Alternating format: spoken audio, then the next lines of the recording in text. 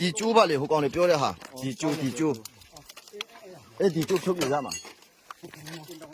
ဒီကျိုးအရင်ကောင်းလာတာအဲ့မှာ6ပြင်ကြ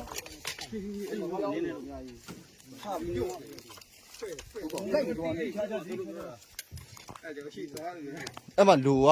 1ယောက်2ယောက်3ယောက်လေအများကြီးပါအဲ့ဒါအဲ့မှာဟိုမှာကျတော့သူကခေါင်းနေဟိုမှာဒီမှာလေးတနက်မနေ့ရယူတော့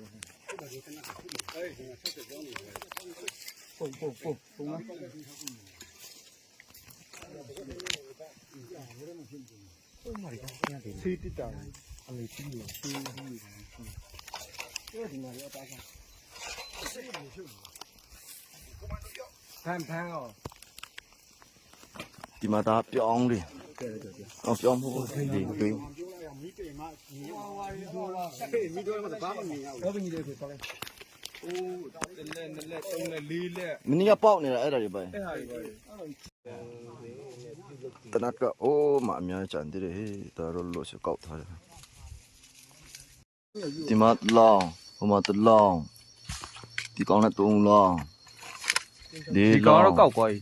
5လောင်းမီတာ6လောင်း9လောင်း10လောင်း9လောင်း10လောင်း17လောင်း12လောင်း13လောင်းဟိုအောက်မှာ3ယောက်နဲ့16လောင်း